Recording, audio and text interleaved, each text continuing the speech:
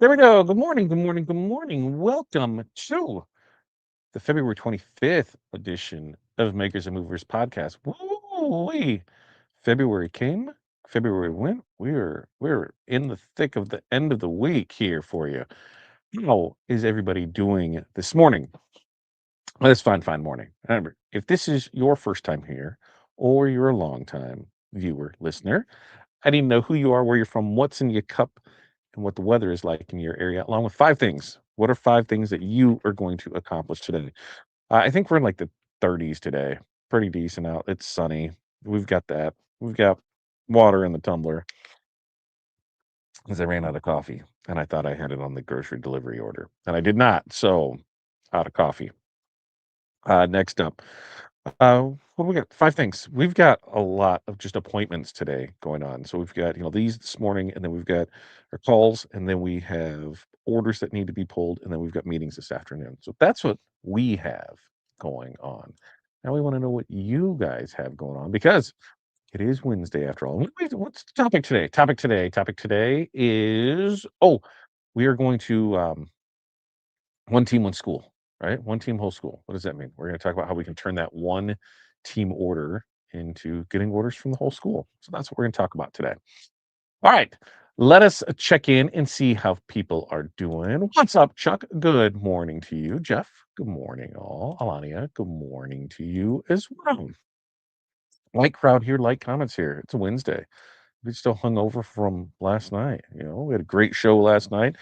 Lots of orders, lots of fun. Gave away a cameo. I love when we can give away a cameo. It was like what the ball drop number four. The fourth ball we pulled was a winner chicken dinner. So that's pretty cool. Barb, good morning to you. North Central Minnesota, where it's -4 and sunny. Five things: ETF printing, 3D printing, work on website, sewing alterations, embroider beanies. It's got a busy day in front of her. And hi, Jeff and Alania from Barb. So you guys are filtering in, getting your hellos, doing that. I say, we just get right into the mix of things, right? What do you think about that? Because I think that's a great idea.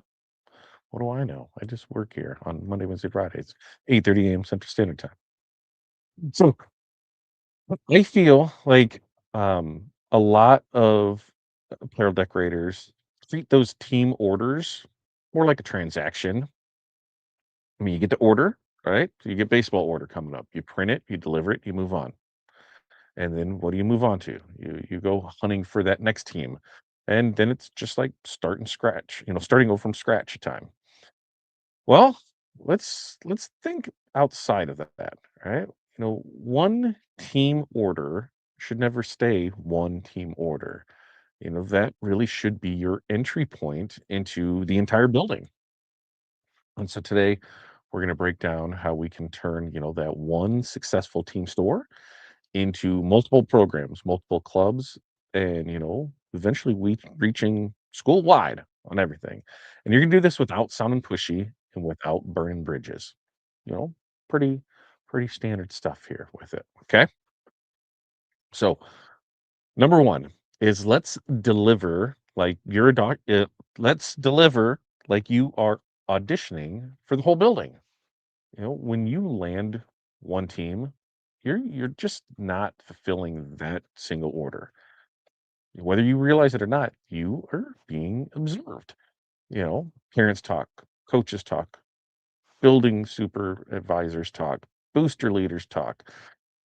Everybody is talking, and your delivery is marketing.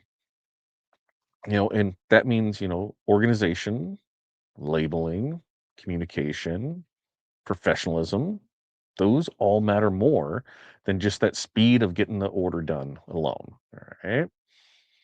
If the baseball team gets neatly sorted bags, clean packaging, a clear distribution system, and zero confusion, hey, that coach can, become your quiet or silent. How about silent referral engine? If the delivery feels chaotic, you kind of just shot yourself in the foot for it. And, this is where, at home apparel decorators can win because you control that experience, right? you personally. You're not just some faceless supplier. You're just not a salesperson for a larger company. If you treat each order like it's a showcase, people notice. So some examples of this is, if um, sorry, just for a second, but you tell people, hey, I'll have everything sorted by player name, group by team level. So distribution for you is simple. I'll also include a printed summary sheet so you can double check super quick on it. If anything is off, we can fix it immediately. We want this to run as smoothly as possible for you. Pretty good example, right? Another one, I package each order individually so parents aren't digging through the box. That way, your organization isn't just stuck organizing things after practice. Our goal is to make this the easiest apparel drop you've ever had. So, for this action step, we just need to create a repeatable standard delivery checklist and use it every single time. That's it, every single time. Now, number two, hey, how about we ask for those intros before leaving the building? Most apparel decorators, just hope that the referrals happen. You know, Professionals, well, you ask for expansion. When that first order goes well, you don't wait 3 months to check in. You leverage the momentum immediately while satisfaction is high. Coaches and booster leaders, already know who struggles with merch in the building, and you just need to be that bridge. The key is confidence without pressure. You're not asking for a favor. You're not what you're doing is you are offering the same smooth system to other groups in the building. And when that's framed properly, it feels super helpful and not salesy at all. So, how can you do this? Well, you can say things like this, hey, if this went smoothly for you and there are any other teams or groups that could benefit from the same setup, I'd love an introduction. I try to keep everything consistent across all programs. Schools has that clean look. Right? Another one, you know, I'm building long-term partnerships in the school, just not looking for those one-off orders. Who handles the appeal or who handles the apparel that might want a zero admin store? Right? An email would be perfect, and I'll take it from there. That's all we need. So before finishing any team project, just ask for one direct introduction to another group. That's it. We got to ask. Be the asshole. That's what you need to do. Number three is we're going to build a school look that connects programs. You know, Now expansion that works great when there's visual consistency. You know, if every team, looks completely disconnected, you kind of stay isolated. But if you can sub, if let's cross that, if you can connect programs with, shared color palettes, school marks, sleeve hits, layout structures, something that is a recognizable, it it creates consistency, right? It creates that merch identity that looks the same. It makes administrators, more comfortable approving additional stores. Now, this doesn't mean that you are creating identical designs. It just means that you are, unifying their branding logic. When teachers and leaders see that you understand the school identity and just not team graphics, you become more than a printer. You become the go-to merch partner. And that's how you move from, somebody who prints shirts for baseball to a school apparel resource. So what can you say? Well, hey, I keep the core school branding consistent, but customize each team's design so it still feels unique to them. That way, when families see different programs, they still recognize it as part of the same school identity. Another one, if we build this right, your team merch and band's merch won't compete visually. They're going to complement each other. And this is going to give the school a more unified presence at events. So for this one is we just need to develop, a basic school identity framework, and you can adapt that across all teams. Now, before we get it back into 4 and 5, let's check back in and see what we got going on here. Um, Cindy, good morning from Puerto Rico, living in North Carolina. Very nice. Thanks for joining us. Hi, Jeff and Barb from Melania. Freeze. What is that? What I don't even know what that is. Headphones, little four finger wave. All right, we got that. Renee, good morning. Good morning, Jeff, Barb, and everybody here. 22 degrees, sunny in Chicago, water in the bottle, tea in the mug. Mommy's got 16 right now. I miss my sunny days. It's sunny, but it's cold. I miss the warmth all the time. Morning, Renee from Jeff. And Brian says, we bag and tag all online orders. Yeah. And so do we. We put it in there where our tags have what's in the bag along with washing instructions. So that's on everything for it. And then we can put the name of a separate tag of who it goes to. Works out great for it. Ah, Chick-fil-A for breakfast sounds good. That does sound kind of decent. I'm not gonna deny that. And this is fashion, baby. Build a collection, cohesive and consistent. I love it. Oh, Cindy, I'm telling you, it's not good, right? Whatever ick is going around, some drinking hot tea. 5 things. Order thread, fluff bunnies from their vacuum packs, finish runs and stickers, mail jury application, make Alania run. I think Corey has to make an Alania run too. What are you going to get?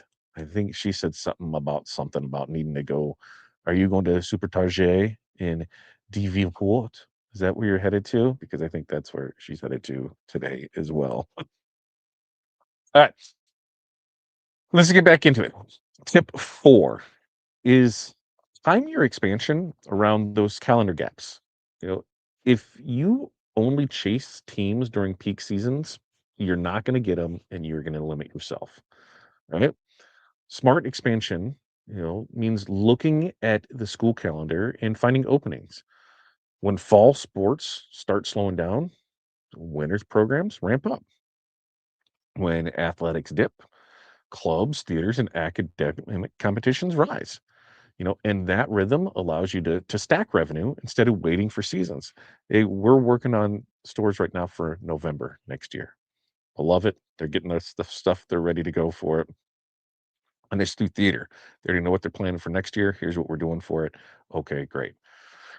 You know, for at-home apparel decorators, this, you will especially benefit from the strategy because, it just smooths production workload. You know what you can handle, you know what your limits are, you know how long stuff takes, and you can schedule it. You're going to look at it and see what fits here, what can I put here, what can't fit here you know and instead of having this everything's coming in at once and then it goes away and then we sit on our hands, we can create those staggered launch windows. So this week a store launches, next week a store launches, and so on and so on and so on. And this is going to make your business way more predictable and easier to manage. The goal just isn't outreach, it's just calendar based expansion. We want to fill all the weeks. So examples of this is now that fall sports are wrapping up, I'd love to help winter programs get a store launched before their events. I can stagger production so it doesn't overwhelm anyone. Pretty easy, right? Another one, hey, I map out school calendars and align stores with event seasons. That way, no program feels rushed and no one feels like they are competing for attention. We like to keep things organized across the building. Yeah. So, access for this pretty simple. Just get a copy of the school calendar and highlight 6 key event windows that you can target. Not shabby at all, right? That's not hard. Go there. What do you think going on with it? Now, we're gonna wrap this up with number 5 is we are gonna position yourself as the school apparel system, right? Not as a team vendor. What does that mean? Well, this is I think where the real leverage can happen. When you consistently deliver well, consistently ask for introductions, maintain that visual consistency, and align with the calendar, you can really elevate the conversation. Instead of pitching, individual teams forever, you can just pitch a centralized system that benefits the whole school. You know, and administrators, they care about control and consistency and professionalism. And if you demonstrate that multiple programs can run clean online stores under one coordinated approach at the same time, man, you reduce that chaos. And they love reducing chaos. And this is a super powerful position to hold. This is how one team order can turn into school-wide presence. And you really stop acting like someone, who is chasing orders and start acting like someone who is building infrastructure. So some examples is, hey, I've helped a few programs already, and I'd love to coordinate a consistent approach across the school so everyone feels organized. What it's going to do is it's going to keep branding clean and reduce confusion for families and all. Another example, my goal isn't just team by team. I want to become the go-to spiritwear system for the building so every group has support. And this is going to make apparel easier for you. So for this action step, after working with 2 or 3 programs, just request a short meeting with the administration to present a school-wide apparel structure. That's it. Yeah, that's what we're in this for. So, recapping all of this, all right? We're going to deliver like the whole school is watching. We are going to ask for introductions immediately while satisfaction is high. We are going to build visual consistency that connects programs. We're going to expand strategically around the school calendar. And 5, we're going to position yourself as the school's apparel system, not just a one team vendor.